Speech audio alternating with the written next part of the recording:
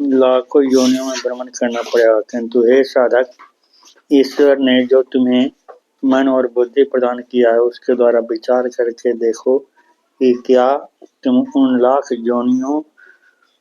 लाख योनियों में भ्रमण करना चाहते हो। जो साधक बुद्धिमान है वे नहीं चाहते। यदि तुम बुद्धिमान साधक हो तो फिर सोचकर देखो कि गंतव्य स्थल की ओर जब जाना ही होगा तो फिर देर क्यों। इस जन्म में ही वहां पहुंचने के लिए कमर कसकर तैयार हो जाओ। हे साधक, तुम्हारे भीतर एक सत्ता सुप्त है, उसे चिकोटी काट कर जगाओ, चाबुक मार कर उठाओ।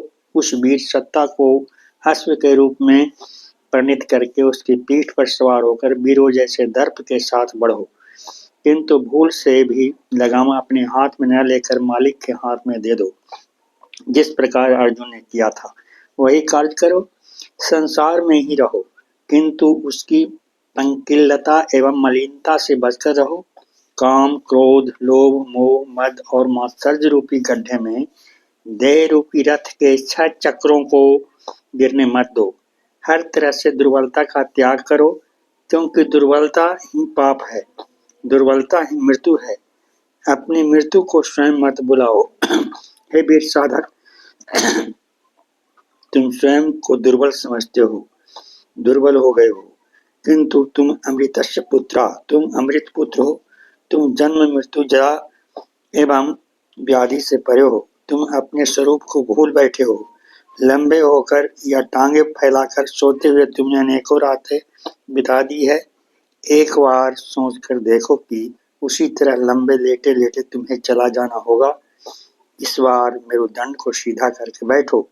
इस पगले बावले की बात सुनो, मैं निश्चित रूप से कह रहा हूँ, क्रिया योग की साधना करो। क्रिया योग करने पर ही मुक्ति है, न करने से ही बंधन। क्रिया ही सत्य है। साधना के द्वारा जब तक स्वयं को उद्दीप्त न किया जाए तब तक देव देवी भी सहायता नहीं करते। सत्व, रज और तम ये 3 गुण जीव के शरीर में सर्वदा क्रीड़ारत हैं। जीव इन 3 गुणों के अधीन है। यही 3 गुण ही 3 देवता हैं। रज गुण सृष्टिकर्ता है, ब्रह्मा है। तम गुण महेश है जो नाश करता है, और सत्व गुण विष्णु है, वही स्थिति अर्थात पालन करता है। रजो भाव स्थितो ब्रह्मा, सत्व भाव स्थितो हरि, क्रोध भाव स्थितो रुद्र, त्रय देवो त्रय गुणा। ज्ञान संकीर्णी तंत्र का यह वाक्य।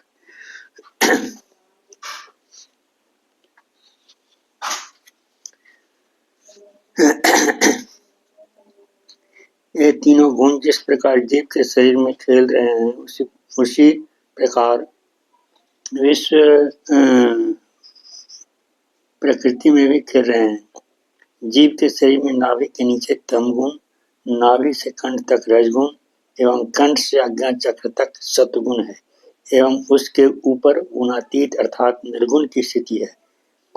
गीता का वाक्य नंबर 2। ऊर्ध्व गच्छन्ति सत्वस्था, मध्ये तिष्ठन्ति राजसा, जघन्य गुण प्रवृत्तस्था, अधो गच्छन्ति तामसा। ये गीता का है 14वां अध्याय का 18वां श्लोक।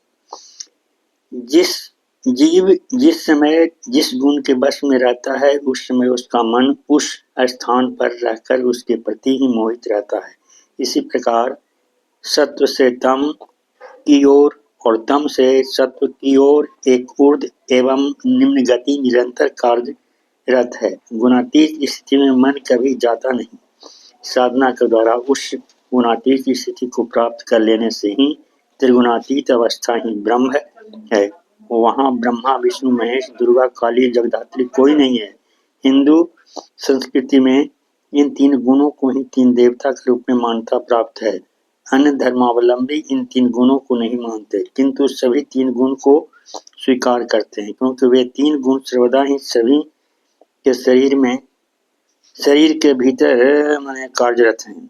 इस क्रिया योग की साधना से योगी का मन स्थिर होकर उस निर्गुण अवस्था में एक ऐसी स्थिति में जुड़ जाता है जहाँ योगी हमेशा स्थित रहने में सक्षम होते हैं। इस संदर्भ में योगी राज ने अपनी डायरी में भी लिखा है, जितना पियोगे उतना मजदूरी मिलेगा, अर्थात सवेरे 4 घड़ी रात रहते प्राणायाम करना अच्छा है।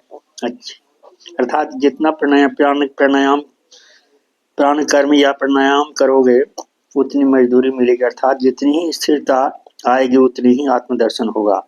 प्रातः काल 4 बजे उठकर प्राणायाम करना अच्छा है, उस समय निवारी प्रकृति शांत रहती है, यही आत्म साधना का उपयुक्त समय है। जोगीराज का कथन है कि अपने कारणवश समुद्र की ओर दौड़कर जाना नदी का धर्म है। वह इच्छा करे या न करे, किंतु एक समय वह अपने कारण में लीन होगी ही। उसी प्रकार जीव का भी धर्म उसके उस या मूल स्वरूप ब्रह्म की ओर दौड़कर जाना है। इसी को लक्ष्य करते हुए अर्जुन कहते हैं, यथा नदी नाम बहवो वेगा समुद्र में वह मुखा द्रवंती तथा तवामी न लोक वीरा विशंति वक्त्रानपि भी ज्वलंती। गीता 11वां अध्याय का 28वां श्लोक में है।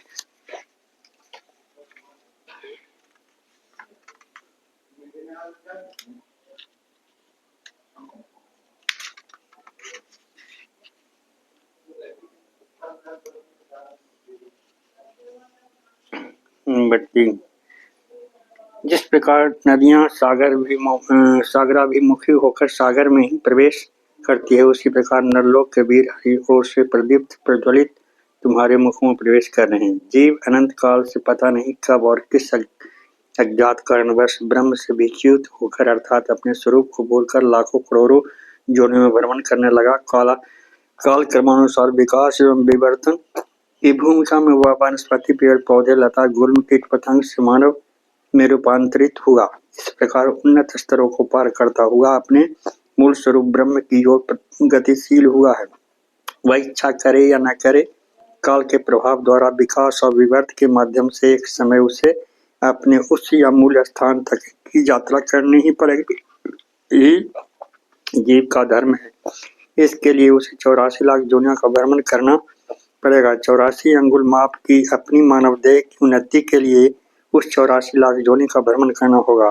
केवल वही नहीं, मानव रूप में जन्म लेकर भी उसे अपने मानव मस्तिष्क को ब्रह्म ज्ञान की प्राप्ति के लिए उपयुक्त एवं उपयोगी बनाने के लिए और भी 10 वर्षों के प्राकृतिक विवर्तन का या विकास की आवश्यकता है। इसीलिए किया योग इस प्राकृतिक विवर्तन या परिवर्तन की समय सीमा को अधिकांशतः कम करने की दिशा में सक्षम है। इसका सटीक लेखा जोखा करते हुए कहते हैं कि मात्र 8 घंटा के योग की साधना करने से मस्तिष्क 1000 वर्ष के प्राकृतिक विकास के समानांतर विकसित होते हैं। जो किसी वस्तु को पाने की चेष्टा या साधना करते वही साधक कहलाते हैं, और जो उस वस्तु को पाकर उसके साथ एकाकार हो गए हैं, तदात्म से स्थापित करते हुए लय हो गए हैं, अर्थात युक्तम अवस्था प्राप्त कर लेते हैं, वे ही योगी हैं। इस निमित्त प्राप्ति के न रहने से साधक नहीं कहा जा सकता, अर्थात साधक अवस्था में देखने सुनने की वृत्ति है, क्योंकि तब भी उसके मन और इच्छा कार्य करते हैं। इसीलिए लिखा। जय गुरु।